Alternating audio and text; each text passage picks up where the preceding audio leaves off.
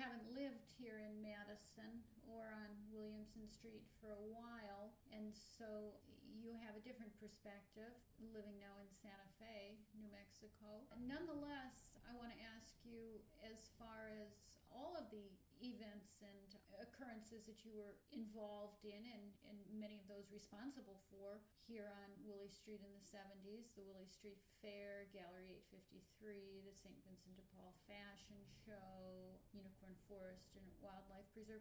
What do you think, in retrospect, is the significance of that activity? It helped create community. The Willy Street area is a hotbed of community development from political, social, and artistic perspective. All of it evolved out of the protests from the Vietnam War. It happened on campus here in Madison, and a lot of people who went to school in that era stayed in Madison and moved into the area, into this community area. And you can't create community if you don't embrace the creative elements of society.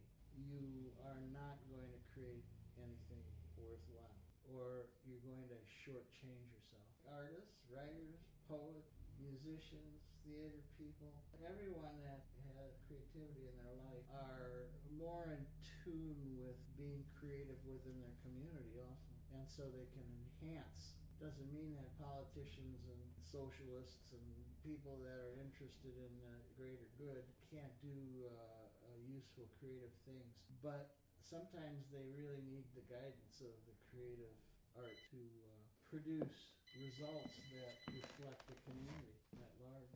I'm just glad that the Willy Street Fair still goes on, and glad that Sharon's still here doing her thing on Willy Street. She's having an impact. But it's all evolving. I don't have any regrets.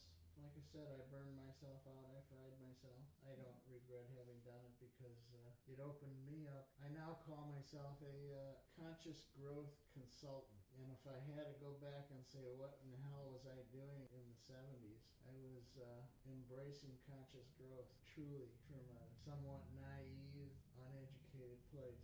I was embracing conscious growth because it was the one thing that institutional art just didn't do for me.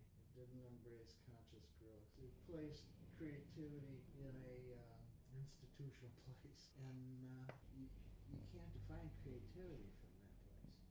There's no way. It's controlled. It's got boundaries. Just like people place control and boundaries on the image of God. It's just like it doesn't work. There are no boundaries, no images and no restrictions on creativity. It has to have freedom. And so there's the value of freedom in